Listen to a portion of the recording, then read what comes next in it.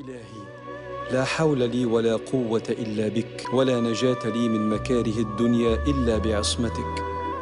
أسألك ببالغ حكمتك ونفاذ مشيئتك، كما أسألك بسبحات وجهك وبأنوار قدسك، وأبتهل إليك بعواطف رحمتك ولطائف برك أن تحقق ظني بما أؤمله من جزيل إكرامك وجميل إنعامك، فإني راج أحسن ما لديك، مفتقر إلى رعايتك حين أختار. يسر لي يا رب وارزقني رفيقا من خيرة خلقك، واجعلني وإياه من المصطفين الأخيار، واملأ قلوبنا لبعضنا برحمة الصالحين الأبرار السابقين إلى المكرمات، المسارعين إلى الخيرات، العاملين بالباقيات الصالحات، الساعين إلى رفيع الدرجات، إنك على اللهم امين، اللهم امين، اللهم امين. السلام عليكم، عاملين ايه؟ يا رب تكونوا كويسين وباحسن حال. فيديو النهارده روتين سريع كده، وفي نفس الوقت هنخرج ونغير جو وحاجات بسيطه هنعملها، وهقولك ازاي خطوات بسيطه تعمليها توفري في الميزانيه وفي نفس الوقت تسعدي نفسك. واوعي اوعي اوعي تنسي انتي وبتدبري وبتوفري ان انتي تهتمي بنفسك باقل القليل، حتى لو حاجات بسيطه من بيتك لازم تهتمي بنفسك انتي وبتفكري في التدبير التوفير. تمام. عملت فيديو اللي فات، عايزه اقول لكم ان الفيديو جميل جدا بس للاسف ما خدش حقه.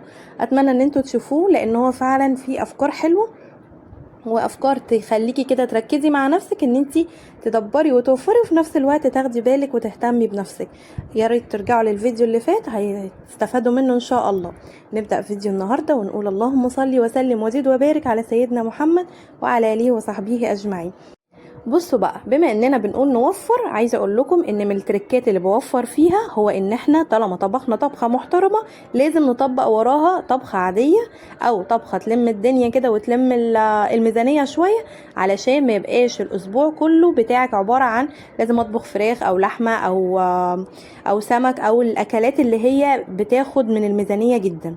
فاحنا لازم عشان توفري في الميزانيه بتاعتك لازم يبقى ايه، بتوازنيها كده. يوم طبخت طبخه حلوه وطبخه كلفتها، اليوم اللي بعده هنعمل طبخة كده ايه تلم الدنيا، فول بقى وحاجات تحبيشات وعدس مثلا او بصارة او مثلا كشري عدس عادي او كشري مثلا. لو عندك بقى انا الكشري ما بجيبوش مخصوص، اللي هو ايه في ناس بشوفها بتجيب ربع ايه من المكرونات وربع عدس وربع وربع.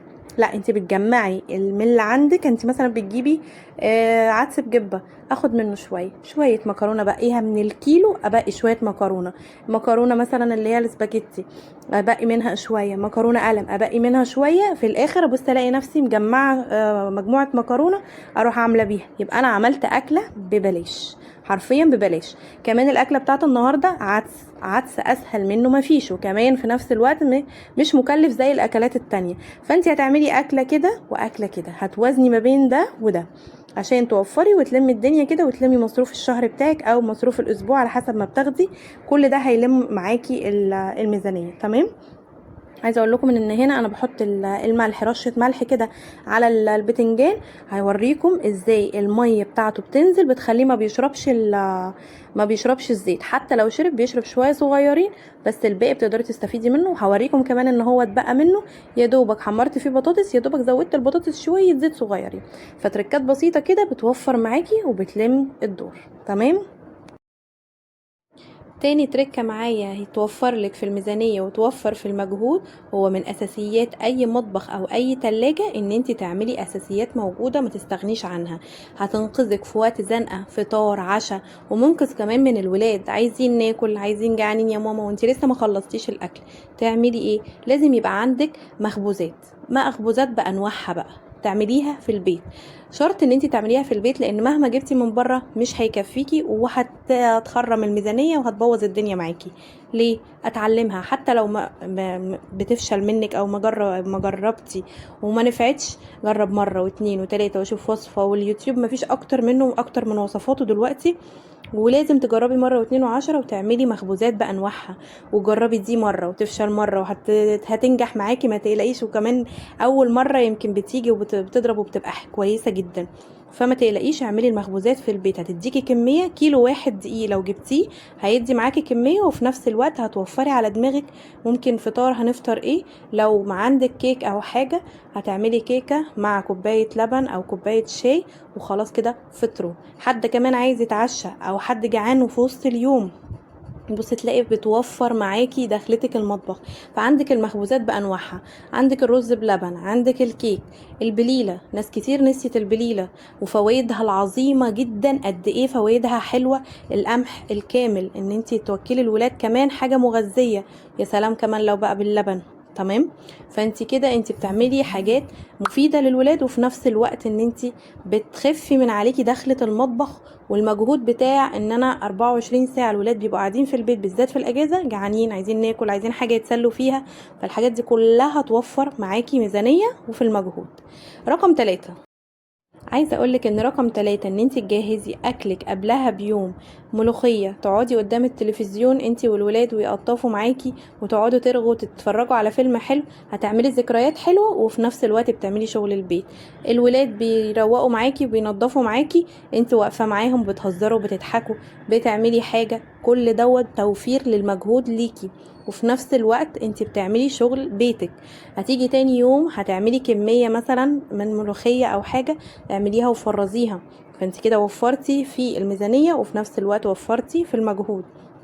عندك توم، هتبصي تلاقي معايا النهارده هوريكي انا مقشره شويه توم، انا وبتفرج على التليفون قشرت شويه توم، هينفعوني برضو، هيبقوا حلوين ان انت في اي وقت هتلاقيهم. وفي نفس الوقت ايه، مش تيجي في نفس الطبخه او في انت واقفه بتعملي الاكل تبصي تلاقي انا محتاجه اقشر توم، محتاجه اعمل ملوخيه، انزل هات لي ملوخيه، انزل هات لي معرفش. الحاجات دي كلها لو جاهزه وموجوده عندك، الخضروات بانواعها، سبانخ بقى، عايزه تعملي ملوخيه، اي حاجه عايزه تعمليها فكري من قبلها ازاي اعمل كميه، احط جزء منها في الفريزر تنفعني الوقت تاني، وفي نفس الوقت اعمل طبخه في يومها. يعني لما تيجي تطبخي اكله ما تطبخيش اكله بتاعت النهارده، اعملي اكله من ضمنها انا واقفه اعمل ليوم تاني. شفتوا زي ما وريتكم الملح نزل الميه والسوائل اللي موجوده في البتنجان، بتخلي البتنجان ما يشربش الزيت، وهوريكم دلوقتي معايا. تمام. نرجع بقى لكلامنا. يبقى كده التجهيزات بتوفر عليكي مجهود ووقت. كمان عايزه تعملي مثلا محشي كرنب او حاجه، هتحشيه من قبلها بيوم وتجهزيه. عايزه تعملي صينيه بشاميل، عايزه تعملي اي حاجه في الخفيف منه كده تعمليه وانت مثلا بتتفرجي على المسلسل بتاعك، انت وبتعملي حاجه مثلا انت واقفه. ممكن اعمل صينيتين مكرونه بشاميل، صينيه صغيره وصينيه اللي انت هتاكليها في نفس اليوم، هتروحي شايله في الفريزر منها. ما عندكيش مكان في الفريزر، اعملي وجبات سهله. اللي هو ازاي هعمل اللحمه المفرومه مثلا، هجيب كميه كيلو، هعمله الكيلو هعمله هعصجه واشيله في اكياس. عايزه اعمل بقى بشاميل، عايزه اعمل جلاش باللحمه، عايزه تعملي مثلا بيض باللحمه المفرومه، اي حاجه هتلاقيها سهله وسريعه وشغاله معاكي في كذا حاجه. تمام. فالحاجات دي او التفريزات او ان انت تفكري افرز ايه اعمل ايه، اطبخ طبخه كامله واخد منها جزء احطه في الفريزر وهو لسه يا دوبك مش سخن بقى، اللي هو يا دوبك هدي كده واروح حاطاه في الفريزر.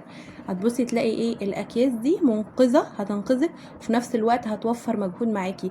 لما يبقى عندك ملوخيه جاهزه خضره وجميله وحلوه وعملتيها وفرستيها في الفريزر، كيسين 3 4 كده حطيتيهم في الفريزر، هتبصي تلاقي نفسك ايه بتطلعيها وقت غدا، مجرد تحطيها في الشوربه بتاعتها والثوم بتاعها القدحه يعني، وخلاص على كده ادي ملوخيه جاهزه. كمان لو عندك سبانخ مجهزاها عاملاها على كذا كيس، هتبصي تلاقي بتطلعي وبتحطي جنب الملوخيه وجنب شويه رز وحته الفرخ حته اللحمه بتاعتك، وعملتي طبخه من مفيش وانتي جاهزه كده ايه انتي واقفه في المطبخ. ده لو انتي طبعا عايزه ايه توفري على نفسك مجهود ووقت كمان. المهم رابع حاجه اللي وفرتيه في الميزانية وكنتي ست ناصحة ووفرتي ودبرتي، ما ينفعش تجري تحطيه في الاكل والشرب بتاع البيت والهلم جرة وتفضل الدايرة بتلف عليكي هي. لا، حطيه في حصالة وتعالي اخر الشهر، ولازم يكون اخر الشهر مش اسبوع عشان تحسي بالنتيجة وتلاقي مبلغ محترم تعرفي تعملي منه ايه حاجة. اول حاجة هنشوف بقى، هنطلع اللي في الحصالة ونشوفه، نقسمه على جزئين، اللي زي ما يطلع معاكي بقى اللي ربنا كرم بيه هتقسميه على جزئين. جزء تدلعي بيه نفسك، تشوفي نفسك عايزة محتاجة حاجة، كريم، بشرة، جسم، اي حاجة ان انت تحسي ان انا عملت حاجة لنفسي. او مثلا لبس، نفسك في حاجة، ناقصك طرحة في اللبس بتاعك، ناقصك اي حاجة هتروحي تجيبي بيها، يبقى ده جزء كده ايه خاص ليكي انت شخصيا. طب والجزء التاني هنعمل بيه ايه؟ ليكي برضو بس هيبقى ايه؟ للبيت، حاجة نجيبها في البيت نشتريها، اجهزة، سجادة، ستارة، اي حاجة نفسك فيها للبيت، بحيث ان انت تقدري ان انت في البيت حاجه بتوفر عليكي وقت ومجهود، وفي نفس الوقت تريحك شويه. لو تقدري كمان ان انت تخشي جمعيه، او ان انت تجيبي حاجه بالقسط، تجيبي غساله اطباق بقى، تجيبي مكنسه حلوه كده اللي هي من غير السلك دي، جميله جميله، وكمان بتوفر مجهود. اي حاجه بقى، الحاجات اللي هي بتوفر وقت ومجهود دي، تمام. يبقى انت كده كمان بتوفري لنفسك مجهود، وفي نفس الوقت بتحبي شغل البيت. كل ما تجيبي لنفسك حاجه او تحسي ان انت بتدلعي نفسك، كمان انت بتعملي كده جميله لنفسك، ان انت تحسي ان انا جزء من البيت وجزء من التوفير، والتوفير ده ما بيروحش على الفاضي. لان مش هكدب عليكم، كلنا بنعمل الحركه دي، ان بتوفريها باليمين تحطيها بالشمال في الاكل ومصاريف البيت والولاد والحاجات دي. وصلنا بقى الرقم 5. عايزه اقولك ان مستنيه منك اللايك الحلو وكومنت اعرف بيه رايك في فيديو النهارده، ما تبخليش عليا بلايك حلو منك. المهم رقم 5 معايا هو ان انت تعلمي ولادك يحوشوا لخروجه. زي ما شفتوا معايا، احنا كنا بعد ما عملنا الاكل ابني مش عايز ياكل، بس انا كنت وعداه ان احنا هنخرج وهناكل بره، هنتمشى شويه في المنطقه بتاعتنا حوالينا كده في الايه، في الخفيف منه، تمام. فقال لي لا انا مش عايزه اكل الاكل ده، وانت كنتي وعدتيني ان احنا ننزل او هنخرج وهناكل بره. قلت له تمام. رحنا محل كشري عادي جدا، هو كان محوش، مش عايزه اقول لكم مبلغ كبير، وكانت 20 جنيه، تمام. بس المهم ان هو عمل اللي عليه وحوش من مصروف، ان هو يحوش ان انا هعمل حاجه، هخرج خروجه، نفسي في لبس، نفسي في حاجه، عايز يلعب لعبه، عايز يعمل حاجه، على اقل ما فيها يعمل جزء من اللي عليه، يحس ان هو بيعمل حاجه، تمام. فعلمي ولادك ان هم يحوشوا عشان يلعبوا لعبه، يجيبوا لبس، نخرج خروجه، يلا هنخرج الاسبوع دوت مثلا المكان الفلاني، كل واحد يحوش جزء. انت كده كده بتكملي، وكده كده هتكملي باقي الخروجه، وهتبقى الباقي عليكي، بس على الاقل يحس ان هم عملوا حاجه، تمام. فده هيديهم حته بالمسؤوليه كده، ان هم ايه، عملوا حاجه. يبقى انت كده ضربتي عصفورين بحجر، حسستيهم بالمسؤوليه، وكمان عرفوا قيمه الفلوس اللي في ايديهم، نعمه ربنا، الفلوس اللي في ايديهم دي مش بتضيع على اي حاجه وخلاص. وفي نفس الوقت بتعملي ذكريات حلوه مع الولاد. وفي الاجازه كل فتره كده محتاجه ان انت تعملي خروجه، حتى في المنطقه حواليكي، مش لازم ان انت تبقى خروجات بعيده او مكلفه عليكي، تمام تمام. كمان كده روحنا الحمد لله، وعملت السكين كير بتاعي. عايزه اقول لك ان الكريم ده حلو، في ناس قالت لا مش حلو، في ناس يعني في كومنت جالي ان لا مش حلو، مع عمل التهابات او كده. قلت لازم تجربوه ورا الودن، او على مكان النبض كده، مكان ايدك، علشان تشوفيه اذا كان عندك حساسيه من المواد اللي فيه ولا لا. بس هو بصراحه ناس كتير استخدمته من اللي اعرفهم، وما شاء الله جميل. بحط الكريم وبعد كده باخد بيه ساعتين 3، او بنام بيه واصحى الصبح اغسله واحط البيتاديرم اللي هو المرهم اللي معاه. ده كمان مخمريه بريحه كده ايه البارفان، فريحتها جميله، وفي نفس الوقت سعرها حلو جدا، 65 جنيه، مش قصه. عملتي حاجه للتفتيح البشره، خدتي الشاور بتاعك، حطيتي الكريم التفتيح، المخمريه كده زي الفل.